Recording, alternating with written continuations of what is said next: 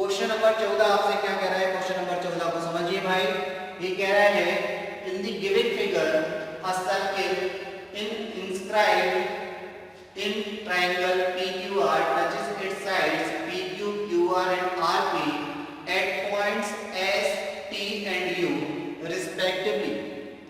If PQ is equal to 15 centimeter, QR is equal to 10 centimeter and RP is equal to 12 centimeter, then find the length of PS, QT and RU. Question आपसे कह रहा है कि नीचे दी गई आकृति में त्रिभुज PQR के अंतर्गत एक वृत्त समाहित है। त्रिभुज PQR के अंदर एक वृत्त बना हुआ है, बिल्कुल बना हुआ है, जो इसकी भुजाओं PQ, QR और RS को क्रमशः S, T और U बिंदुओं पर स्पर्श करती है। ठीक है, यदि PQ बराबर 15 सेंटीमीटर, QR बराबर 10 सेंटीमीटर तथा RP बराबर 12 सेंटीमीटर है तो PS, OT तथा RU की लंबाई ज्ञात करें। तो आपको PS, OT तथा RU की लंबाई बतानी है कि क्या हो। किस तरीके से आप इस क्वेश्चन को सॉल्व करेंगे तो देखिए काफी अच्छा और आसान क्वेश्चन है, बहुत आसानी से आप बना सकते हैं इस क्वेश्चन को। देखिए यहाँ पर आपको दिया है एक ट्रायंगल और उसके अंदर एक क्या है, इंस्क्राइब्ड है, यानी कि सर्कल बना हुआ है। ठीक, एक सर्कल बना हुआ है। ये ट्रायंगल जो है वो इस तरीके से है P, Q और R। P, Q, R आपके पास ट्रायंगल है। अब इसमें आपको क्या क्या दिया है, देखिए यहाँ पर दिया है कि ये जो टच करता है पॉइंट S है, नेक्स्ट जो R, Q को टच करता है वो पॉइंट T है और P, R को टच करता है वो पॉइंट U है। ठीक है, वो पॉइंट U है। साथ ही आपको क्या क्या दिया है, PQ दिया है 15, तो ये जो लेंथ आपको दी है PQ वो कितनी है, 15 सेंटीमीटर, ये 15 सेंटीमीटर दे रखी है। ठीक है, इसके बाद आपको क्या दिया है, RQ 10 सेंटीमीटर। RQ की अगर बात करें तो ये वाली लेंथ आपको कितनी दी है, तो आपको ये सर ये हमें 10 सेंटीमीटर दी है। ठीक, तो अभी तो केवल जो क्वेश्चन में डेटा है वो मेंशन कर रहे हैं सारी चीजें। RP कितना दिया है, तो RP की अगर बेटा बात करें तो RP आपको दिया है 12 सेंटीमीटर। ठीक है, ये आपके पास लेंथ दी है। अब आपसे पूछा क्या है, आपसे PS, OT एंड RU। चलिए अब हम समझ लेते हैं कि आपसे पूछा क्या है। आपसे PS यानी कि ये इतनी लेंथ, ये वाली लेंथ आपसे पूछी है PS। उसके बाद OT का है, अच्छा ये OT नहीं होगा, ये QT है, इंग्लिश में QT है, देख लीजिए आप, ये QT है। ठीक है, क्या पूछा गया है, QT। तो QT यानी कि ये वाली लेंथ, और आपसे क्या पूछा गया है, RU। तो RU यानी कि ये वाली लेंथ आपको बतानी है कितनी। ठीक है, ये लेंथ आपसे पूछी गई। तो अब इस क्वेश्चन को किस तरीके से सॉल्व करेंगे, तो देखिए आप सबसे पहले जो चीज आपसे पूछी गई है आप उसको ही मान लीजिए। आप PS को मान लीजिए स्मॉल a, QT को मान लीजिए स्मॉल b और RU को मान लीजिए स्मॉल c। ठीक है, ये हमने ABC मान लिया, यानी कि हमें ABC की वैल्यू निकालनी है। अब कैसे निकालेंगे, तो देखिए किसी भी वृत्त में बाह्य बिंदु से खींची गई स्पर्श रेखाओं की लंबाइयां कैसी होती है, बराबर होती है। अगर आपके पास कोई सर्कल है, अगर कोई वृत्त है और ये कोई बाहर बिंदु है, इससे आप इस पर स्पर्श रेखाएं ये बनाते हैं तो इनकी लंबाई, मान के चलिए कोई बिंदु P है, ये आपने एक स्पर्श रेखा AP बनाई और एक BP बनाई, तो AP जो है बराबर किसके होगा, BP के होगा। ये चीज ध्यान रखना। किसी भी वृत्त में बाह्य बिंदु से वृत्त की परिधि पर खींची गई स्पर्श रेखाओं की लंबाइयां कैसी होती है, बराबर होती है।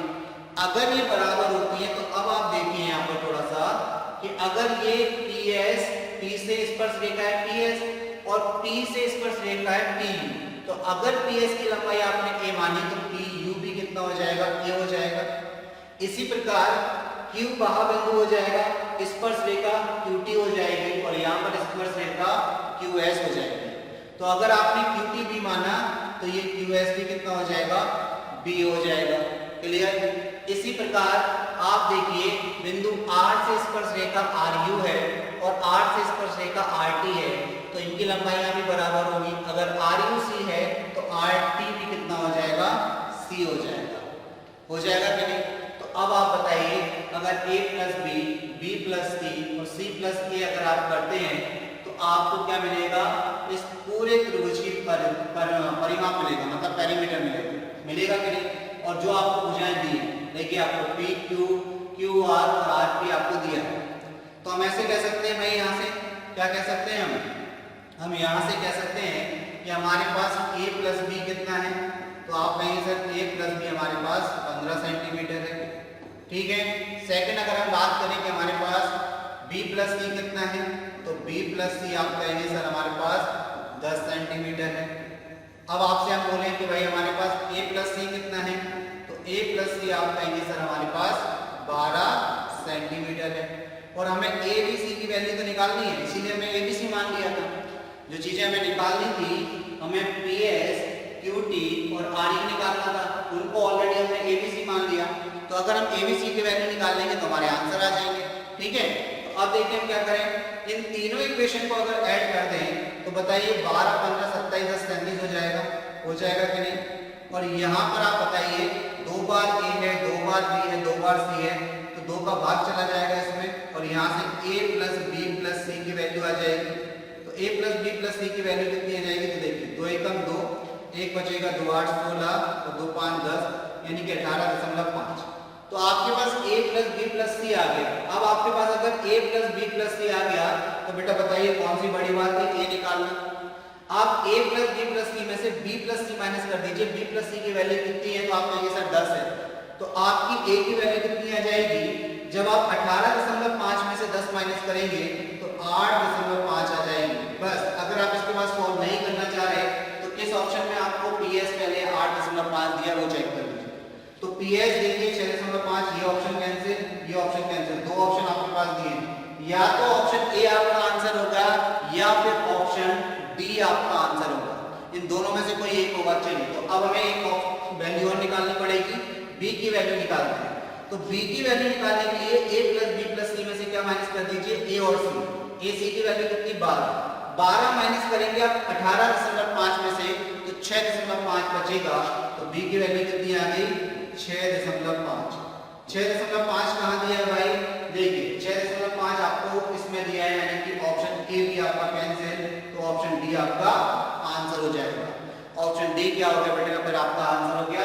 थर्ड आपको अपने आप निकल आएगी वैल्यू। आपको किसकी सी की वैल्यू निकालनी, तो ए की 15 माइनस कर दीजिए, तो सी की वैल्यू कितनी आ जाएगी, 3.5 आ जाएगी। तो इस प्रकार आपने पी एस क्यू टी और आर यू की वैल्यू निकाली, जिनको हमने ए बी सी माना था। आई होप आपको बात समझ में आ गई कि किस तरीके से इस क्वेश्चन को सॉल्व करना था, ठीक है ना।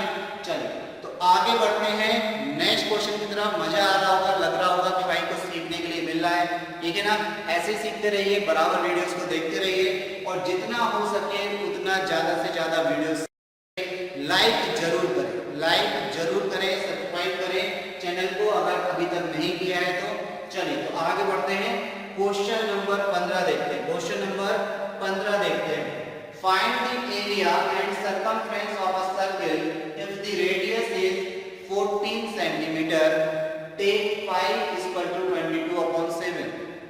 क्वेश्चन आपसे कह रहा है कि 14 सेंटीमीटर त्रिज्या वाले वृत्त का क्षेत्रफल तथा उसकी परिधि ज्ञात करें। ये क्वेश्चन भी ऐसा है जैसे कि एसएससी ने आपसे फिर से मजाक किया, देखने से आंसर आप बता देंगे 616 और 88। हम आपको बताएंगे कैसे। देखिए सबसे पहले तो आप निकालना सीख लीजिए। आपको एक वृत्त की त्रिज्या दी है कितनी, 14 सेंटीमीटर। तो हमारे पास क्या दिया रखा है, हमें दिया है रेडियस, कितना दिया है, तो आप कहिए सर 14 सेंटीमीटर। ठीक, हमें रेडियस कितना दिया है, तो हमने यहाँ पर लिख दिया 14 सेंटीमीटर। त्रिज्या हमें 14 सेंटीमीटर दी है, तो वृत्त का क्षेत्रफल क्या होता है, एरिया ऑफ सर्कल क्या होता है, क्षेत्रफल क्या होता है, तो आप कहेंगे सर पाई आर स्क्वायर। ठीक, तो पाई आर स्क्वायर निकाल दीजिए। पाई की वैल्यू 22/7, आर की वैल्यू तो आप कहेंगे सर 14 का स्क्वायर, ये हो जाएगा 22/7। इसको आप लिख लीजिए 14 × 14।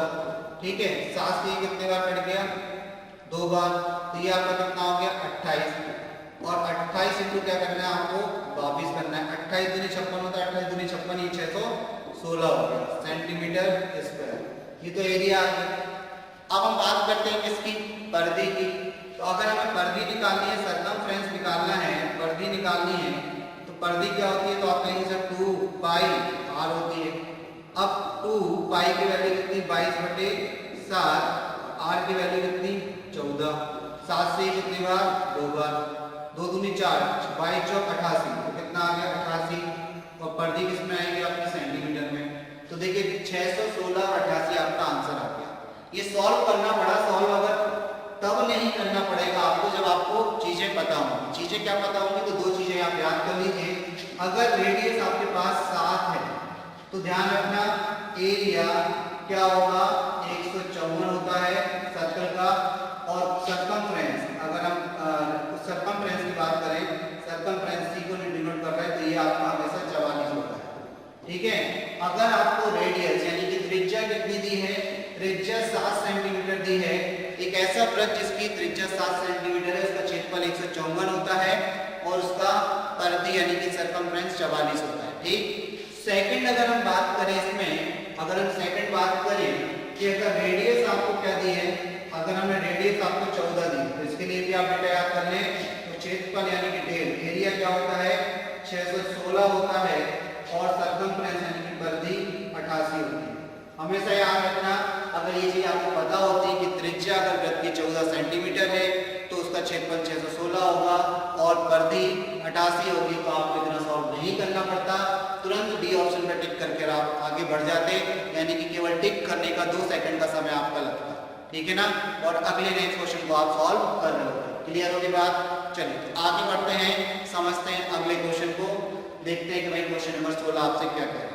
चलिए बच्चों अगला क्वेश्चन देखते हैं। अगला क्वेश्चन है क्वेश्चन नंबर 16। क्वेश्चन नंबर 16 आपसे कह रहा है the following table shows the percentage of the total population of A state in different age groups. Question में लिखा है कि निम्नलिखित तालिका एक राज्य की कुल जनसंख्या को विभिन्न आयु समूह में प्रतिशत के रूप में दर्शाती है। ठीक है, यानी कि जो आपको टेबल दी गई है इसमें एज ग्रुप दिया है, यानी कि 0 से लेकर 15 साल तक का जो एज ग्रुप है उसकी पॉपुलेशन कितनी है 31% है। 15 से 25 के बीच की जो पॉपुलेशन है वो 5.25% है और 25 से 35 के बीच में 14.25 यानी कि 14.25% है। 35 से 45 के बीच में जो एज ग्रुप के लोग हैं वो कितने परसेंट है, तो 14.5% है। 45 से 55 17.25% है और 55 से ऊपर साल के जो एज ग्रुप के अबव है उनका जो परसेंटेज है वो 17.75% है। ठीक है, अब क्वेश्चन आपसे क्या कह रहा है कि out of every 50,000 people find the approximate number of persons below the age of 35, below the age of 35। Question आपसे पास कह रहा है कि भाई प्रत्येक 50,000 लोगों में से 35 वर्ष से कम आयु वाले व्यक्तियों की लगभग संख्या ज्ञात करें कि कितनी है। लगभग संख्या आपको बतानी है कितनी। अब आप एक चीज समझनी पड़ेगी आपको कि इन्होंने बोला कि अगर 50,000 टोटल लोग, कितने लोग हैं 50,000।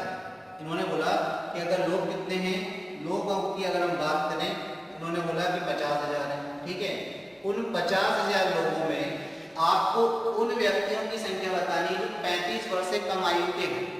तो जो यहाँ पर एज ग्रुप दिया है ना 0 से 15, तो इसमें 0 इंक्लूड होता है लेकिन 15 इंक्लूड नहीं होता। ठीक, इसी प्रकार 15 से 25 में 15 इंक्लूड होगा लेकिन 25 इंक्लूड नहीं होगा। नेक्स्ट जो ग्रुप है उसमें 25 इंक्लूड होगा लेकिन 35 इंक्लूड नहीं होगा। तो हम कह सकते हैं कि ये 25 से ऊपर लेकिन 35 से कम वाले हैं, तो हम कह सकते हैं कि इसमें कहां से कहां तक 31% ये इंक्लूड हो जाएगा, 5.25% ये इंक्लूड हो जाएगा और 14.25% ये इंक्लूड हो जाएगा, क्योंकि ये 35 से नीचे तक के सभी लोगों का प्रतिशत है, 35 साल से नीचे तक के। तो अगर हम बात करें तो 31%, 31%, दूसरा आपको दिया है 5%, तीसरा आपको दिया है 5.25%, 5.25%, 5% नहीं है 5.25%, तो यहाँ पर 5.25% और फिर आपको नेक्स्ट दिया आपका कितना 14.25%। तो यानी कि हम कह सकते हैं कि 35 साल से नीचे के लोगों का जो टोटल प्रतिशत है वो कितना है, तो इन सबको ऐड कर दीजिए तो ये आपका 50 हो जाएगा। ठीक, ये दशमलव लग गया, ये 5 4 9 और ये 10 की 0 हासिल में कितना आ जाएगा 1, तो 50.5% यानी 50.50% प्रतिशत लोग ऐसे हैं जो क्या है 35 साल से नीचे की आयु ग्रुप के हैं। ठीक है, तो अब टोटल लोग कितने हैं 50,000। 50,000 का आपको कितना निकालना है 50.525% निकालना है, यानी कि 5% आधा है ये। ठीक है, तो आप सॉल्व कर लीजिए भाई, इसको कैसे सॉल्व करेंगे।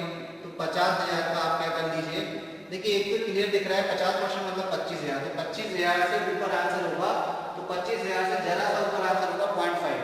तो या तो ऑप्शन ए या ऑप्शन बी आपका आंसर होगा, ऑप्शन सी और डी तो नहीं है क्योंकि ये तो काफी आगे है। ठीक है, तो आप केवल क्या करिए 0.5% निकाल दीजिए, किसका 50,000 का, 50,000 का 0.5% निकाल दीजिए। 0.5% निकालेंगे तो परसेंट से तो आपको पता है क्या, वो जीरो कैंसिल होते हैं, और ये पॉइंट है तो ये पॉइंट से एक जीरो और कैंसिल हो जाएगा, 25 यानी कि 250। तो 0.5% यानी कि कितना आ गया 250, और 50% निकालेंगे तो जस्ट आधा हो जाएगा। तो 50,000 का 50% यानी कि आप लेंगे सर 25,000, तो ये 25,000 और ये 250 इसमें और ऐड कर दीजिए, तो ये आपका आ जाएगा 25,250, यानी कि 35 साल से कम की जो आयु के लोग के व्यक्ति हैं, यानी कि 35 साल से कम आयु वाले जो व्यक्ति हैं उनकी संख्या 25,250 है। तो हमने आपसे पहले बोल दिया था कि सी और डी आंसर नहीं होगा, तो ऑप्शन बी आपका क्या हो जाएगा बेटा, आंसर हो जाएगा 25,250। क्लियर होगी बात। चलो तो नेक्स्ट क्वेश्चन की तरफ बढ़ते हैं। Question number 17, in triangle ABC D is a point on BC such that AD is the bisector of angle A. AB is equal to 11.7 centimeter, AC is equal to 7.8 centimeter, and BC is equal to 13 centimeter. What is the length in centimeter of DC? Question आपसे कह रहा है कि त्रिभुज ABC में D भुजा BC पर एक बिंदु इस प्रकार है कि AD कोण A का समद्विभाजक है। AB बराबर 11.7 सेंटीमीटर है, AC बराबर 7.8 सेंटीमीटर है, और BC बराबर 13 सेंटीमीटर है। तो DC की लंबाई सेंटीमीटर में क्या है ये आपको बतानी है। तो चलिए सबसे पहले हम एक डायग्राम ड्रॉ करते हैं जो हमसे क्वेश्चन कह रहा है उसके अकॉर्डिंग। तो यहाँ पर बोल रहे हैं कि एक ट्रायंगल है, तो हमने एक ट्रायंगल बना लिया पहले। तो इस ट्रायंगल को हमने नाम दिया ABC। अब इस ट्रायंगल ABC में D भुजा BC पर एक बिंदु इस प्रकार है, BC पर हमें एक बिंदु D ले लेना है, D ले लिया, और ये जो D बिंदु है वो इस प्रकार है कि अगर आप AD को मिलाते हैं तो AD क्या है, कोण A का समद्विभाजक यानी कि बाइसेक्टर है। तो यहाँ पर हम कह सकते हैं कि ये दोनों एंगल आपस में बराबर होंगे, यानी कि एंगल BAD और एंगल CAD आपस में कैसे होंगे, बराबर होंगे। साथ ही साथ आपको क्या दिया हुआ है, AB 11.7 सेंटीमीटर, तो AB आपको 11.7 सेंटीमीटर दे रखा है। ठीक, दूसरा आपको AC दिया है, AC कितना दिया, तो 7.8 सेंटीमीटर आपको AC दिया है। तीसरा आपको BC दिया है, ये टोटल BC आपको कितना दिया है, तो ये आपको 13 सेंटीमीटर दिया है। आपसे क्या पूछा गया, आपसे DC, ये इतना पार्ट आपको बताना है कि भाई ये DC क्या होगा।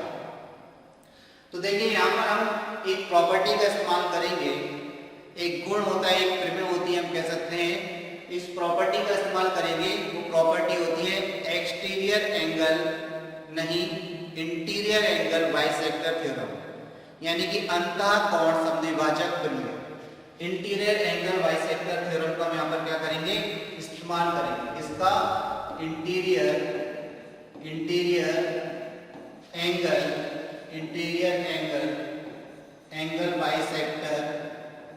Bisector interior angle bisector theorem, interior angle bisector theorem का हम यहाँ पर इस्तेमाल करेंगे, यानी कि अंतः कोण समद्विभाजक प्रमेय का हम यहाँ पर इस्तेमाल करेंगे।